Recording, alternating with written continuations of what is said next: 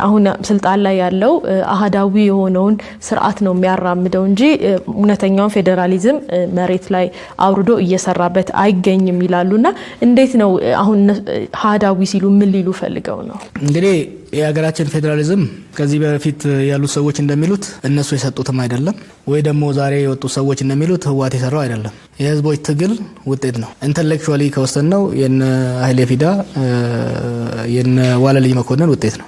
ፕራክቲካሊ ካየነው ግን በከተማም ይሁን በዱር መሳሪያ አንስተው የታገሉት ወጣቶች ውጤት ነው። ሀገሪቷ የተገነባችው በጭቆና ላይ ስለነበረ የተጨቆኑት ብሔሮችና ከዛ ብሔሮች የፈለጉት ኃይሎች በእውቀትም ደረጃ ሆነ በትጥቅ ደረጃ ከፍተኛ ትግል አድርገው ነው አሃዳዊ ስርዓት በመናድ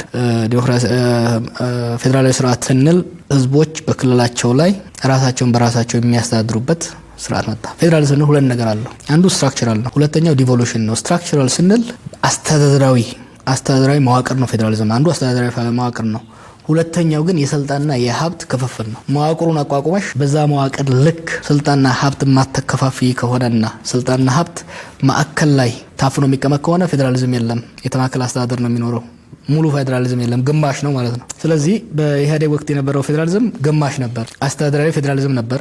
የኦሮሚያ ክልል አለ፣ የትግራይ ክልል አለ፣ የአማራ ክልል አለ፣ አስተዳደራዊ መዋቅር አለ። ግን ከሱ ጋር ሊሄድ የሚችል ክልሎች ራሳቸውን በራሳቸው ለማስተዳደር የሚያስችላቸው ሙሉ ስልጣንና በክልላቸው ውስጥ ያለውን ሀብት ለመጠቀም የሚያስችል አቅምና ፈቃድ አልነበራቸውም። ስልጣን በመካከል እንደተማከለ ነው የቀጠለው። ስለዚህ ሙሉ አልነበር። የኛ ትውልድ ትግል መጀመሪያ በአባቶቻችን ትግል የመጣው መዋቅራዊ አድሚኒስትሬቲቭ ወይም አስተዳደራዊ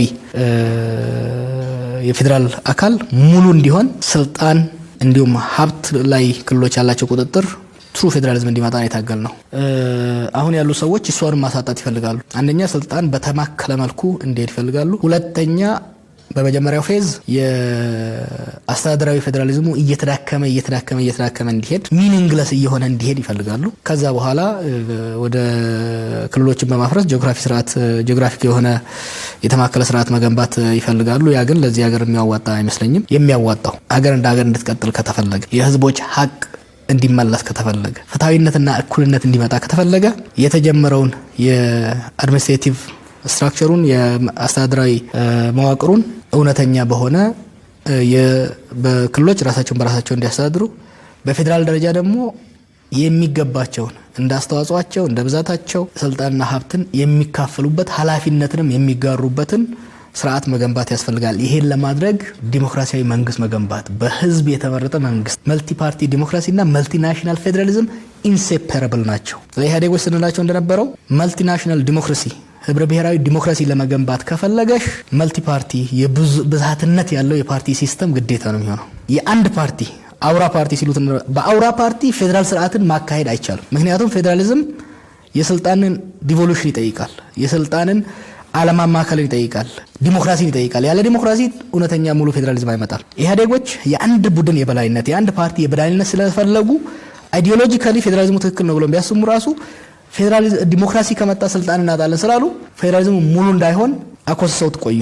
አሁን ያሉ ሰዎች ደግሞ የአንድ ፓርቲን የበላይነት በአንድ ግለሰብ የበላይነት አምባገነንነት መመስረት ስለሚፈልጉ ያለ መመስረት ደግሞ ኢቭን ያሉት የተዳከሙት ክልሎች ራሱ ጋይዳ ሆነብራል ብለው ስለሚያስቡ እሱን ሊያፈርሱ እየሞከሩ ነው ያሉት። ያ ግን ለሀገር ችግር እያባባሰ የሚሄድ እንጂ ወደ ዲሞክራሲ ማሻገሩ ቀርቶ ከብዙ ጣጣ የተረፈችውን ሀገርም ወደ ማፍረስ የሚያደርስ ስለሆነ ትክክል ነው ባይ አይደለም። እንደኔ በፖለቲካ ምህዳር ውስጥ እንከራከረው። አሃዳዊ ስርዓት ለኢትዮጵያ ይጠቅማል የሚሉት ኃጢያት ነው፣ ይሰቀሉ ባይ አይደለም።